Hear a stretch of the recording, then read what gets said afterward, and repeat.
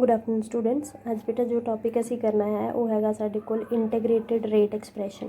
ठीक है, इंटैग्रेटेड बेटा बेसिकली ये असी इंटैग्रेशन करनी हैगी। इंटैग्रेशन मतलब कि असी एज अ होल पूरी पूरी रिएक्शन जिहड़ा असी जदों असी रिएक्शन स्टार्ट की, ठीक है, एट इनिशियल स्टेट, ठीक है, जदों अजे कोई भी रिएक्टेंट्स अजे रिएक्शन स्टार्ट नहीं हुई हैगी, ठीक है, एंड फाइनल आर रिएक्टेंट जिहड़ा है इनिशियल स्टेज के उपर रिएक्टेंट जो रिएक्शन इज स्टार्ट नहीं हुई, एंड फाइनल स्टेज जिहड़ी हैगी आ उहदे उपर रिएक्टेंट्स दे किद्दां reactant with respect to time दे नाल असीं इंटैग्रेशन करनी है। मतलब कि जो असी ये चीज़ आप पहला भी करते रहे हैं, ठीक है, कि रेट ऑफ रिएक्शन जी है उसी दो तरीके की मेयर की सी। एक एवरेज रेट की सी जो जोड़ा है पूरी रिएक्शन जी है वो किन्ने टाइम तक होंगी हैगी वो असी फाइंड आउट किया। दूसरा असी इंस्टेंटेनियस रिएक्शन चल रही है विचों ही असी जोड़ा रेट वह चैक करिए कि किन्ने जोड़ा ऑर्डर ऑफ द रिएक्शन है, ठीक है। बट ये जोड़ा प्रोसीजर असी जोड़े rate of expression find out करने के जोड़े पहले तरीके से सारे जोड़े है वो यूजफुल नहीं है, ठीक है। सो एक नवा तरीका जो फाइंड आउट किया गया that is integrated rate expression. की करिए कि असी किसी भी स्टेज के उपर आर देख लिए, आर नॉट देख लिए एट टाइम टी, किसी भी टाइम के उपर जिदा असी इंस्टेंटेनियस वाला देखते हैं, ठीक है। उस तो बाद असी उसकी इंटैग्रेशन कर दिए। इंटैग्रेशन मतलब कि उही स्पीड नाल अगर सेम स्पीड नाल रिएक्शन प्रोसीड होए तो असी उसकी इंटैग्रेशन कर सकते हैं, ठीक है, कि पहले टाइम तक इन्नी सी, दूसरे टाइम तक इन्नी सी, तीसरे टाइम तक इन्नी सी। अगर एज ए होल उसकी इंटैग्रेशन कर लिए तो फिर साडे कोल की ऑर्डर बनता है। Basically, the mechanism of the importance of this or significance of this integrated rate expression is to find the order of the reaction exactly for a particular reaction। exactly कि साडे कोल अगर जिहड़ी है सेम वैल्यू असी आ रही है साडे कोल असी थोड़े किसी टाइम ते थोड़ी किसी टाइम ते अगर चैक करके उस तो बाद उसकी इंटैग्रेशन की और साडे कोल की जिहड़ा है ऑर्डर आंदा रिएक्शन का वो बेसिकली जिहड़ा हैगा ऑर्डर फाइंड आउट करने वास्ते जिहड़ी है इंटैग्रेटेड रेट एक्सप्रैशन जिहड़ा असी यूज़ करना। इहदे वास्ते सब तो पहला असी एक जनरल रिएक्शन लिख दिंदे आ are changes to product.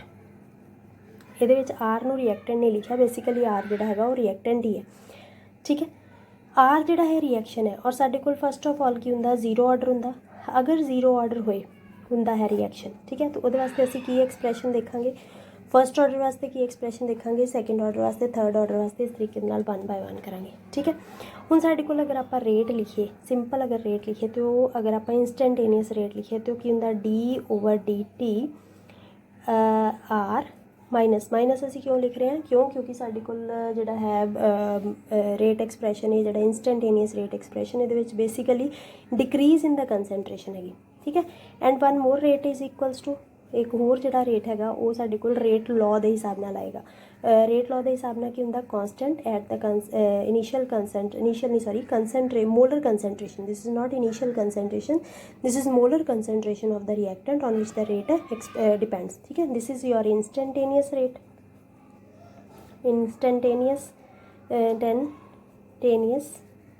Rate and ये जिहड़ा हैगा साडे कोल रेट लॉ एक्सप्रैशन है, रेट लॉ एक्सप्रैशन, ठीक है। इनू अगर असी 1 मान लिए अगर इनू 2 दे दिए तो दोनों साडे कोल रेट ही है, इन्हों असी क्या कर लेंगे कंपेयर कर लेंगे दोनों को। एक ही आ जाएगा साडे कोल minus d/dt R is equals to K जिहड़ा आर, ठीक है। इस तरीके नाल आ जाएगा साडे कोल।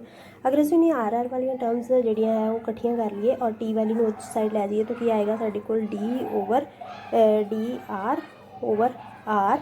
इज इक्वल्स टू की आ जाएगा साडे कोल के डी आ जाएगा। ये माइनस साइन जोड़ा असीं इधर लै आने हैं, ठीक है।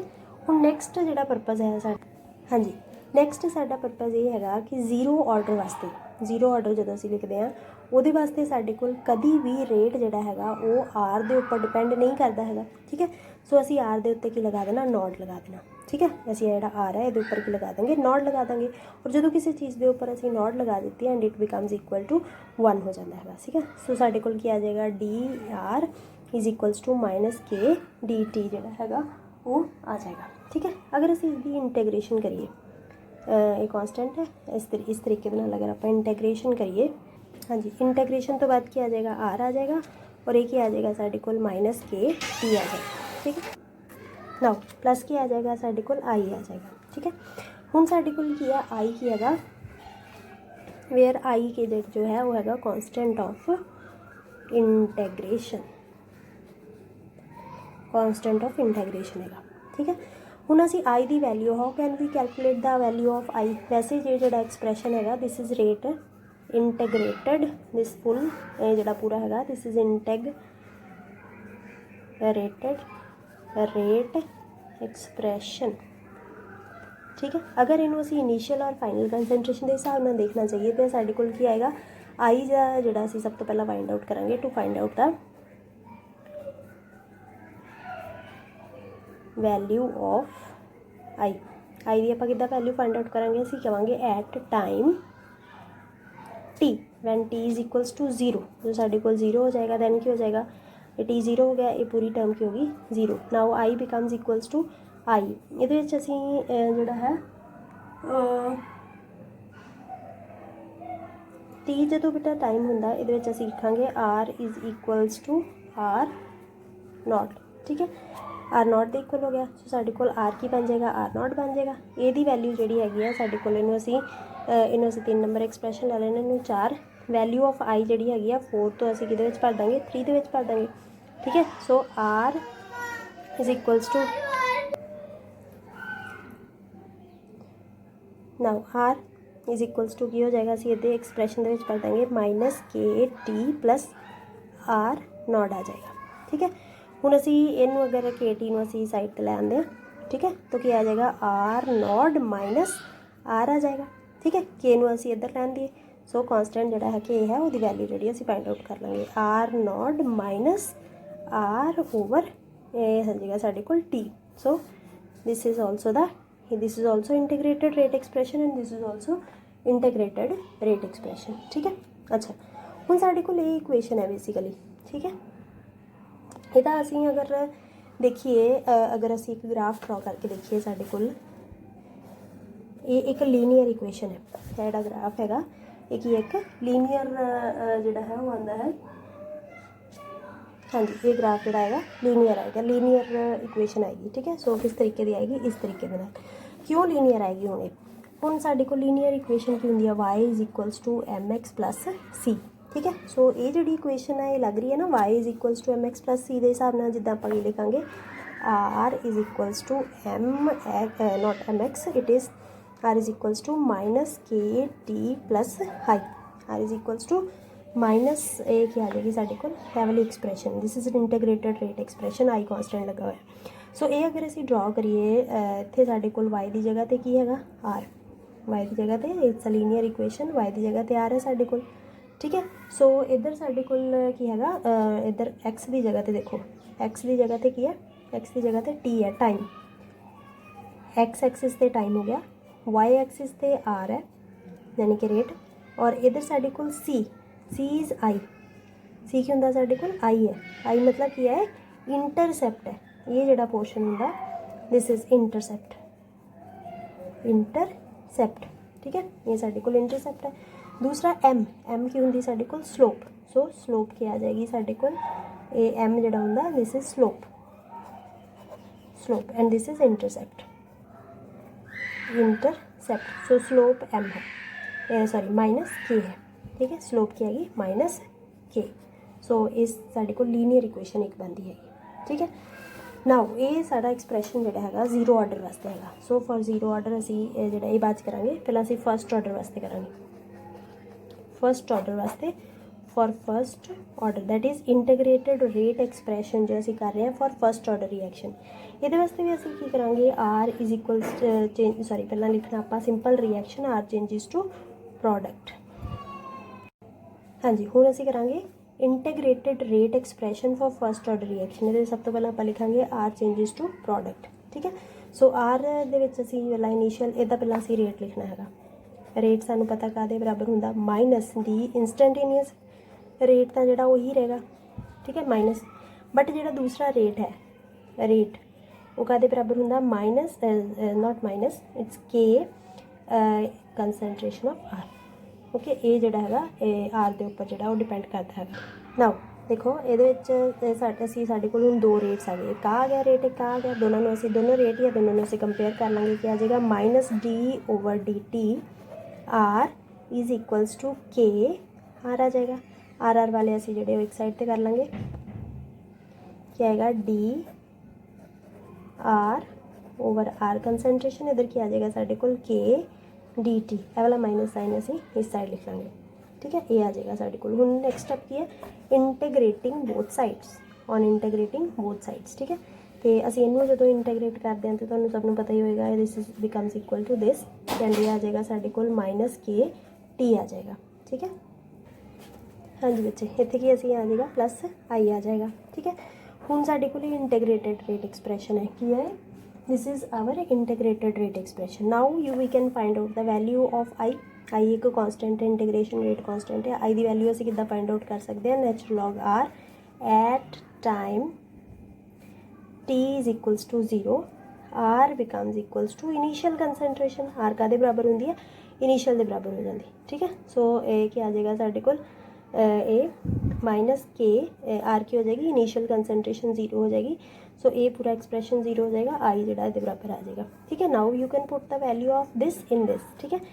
Natural log R is equals to minus के टी, इतने क्या आएगा साढ़े को वैल्यू आ जाएगी plus natural log R not, ठीक है। हुण असीं की करना सेम, इनू असीं जिहड़ा है वो इस साइड लैना, की आ जाएगा R not minus natural log R आ जाएगा इज इक्वल्स टू के टी, सो के नू एक साइड पर रहने दो, natural log R R naught natural log R over की आ जाएगा टी आ जाएगा, and it is equals to K. This is also another expression for integrated rate law. Now आप इनू की है मॉडिफाई करके लिख सकते हैं, कि लिखांगे R naught divided by R, ठीक है। So natural log R not over R असी लिख सकते हैं, इधर क्या आ जाएगा साढ़े को प्लीज है कि आ जाएगा, देखो के है तो ये क्या आ जाएगा साढ़े को के टी लिख सकते हैं असी इस तरीके के, this is equals to sorry this is equals to k असी इनू इधर लै जाएंगे, ठीक है। नाउ जदों बच्चे जिहड़ा हुंदा natural log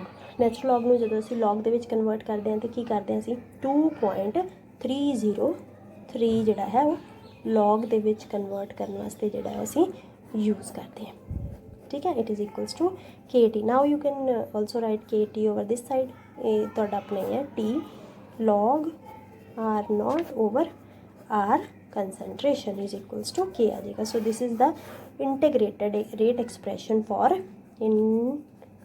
integrated rate expression for first order, ठीक है।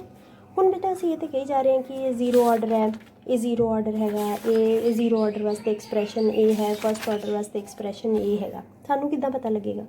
असीं की करना हैगा, एक अगर सानू उन्होंने कहा कि फर्स्ट ऑर्डर रिएक्शन है, ठीक है, और जस्टिफाई करो कि कोई रिएक्शन है वो फर्स्ट ऑर्डर है, तो वाकई वो फर्स्ट ऑर्डर है, सानू किद्दां पता लगेगा। असीं की करना, असीं सब तो पहला एक तो इनीशियल रेट तुहानू पता ही होएगा, उस तो बाद की है डिफरेंट टाइम टी के उपर तुहानू कोई रेट दिता होएगा, ठीक है। असीं वो रेट डिफरेंट टाइम्स के उपर सपोज 5 मिनट बाद, 10 मिनट बाद, सैकेंड बाद कुछ बनता तो सानू दिता होया, असीं सारियां के दियां वैल्यूज़ कढ लैणियां।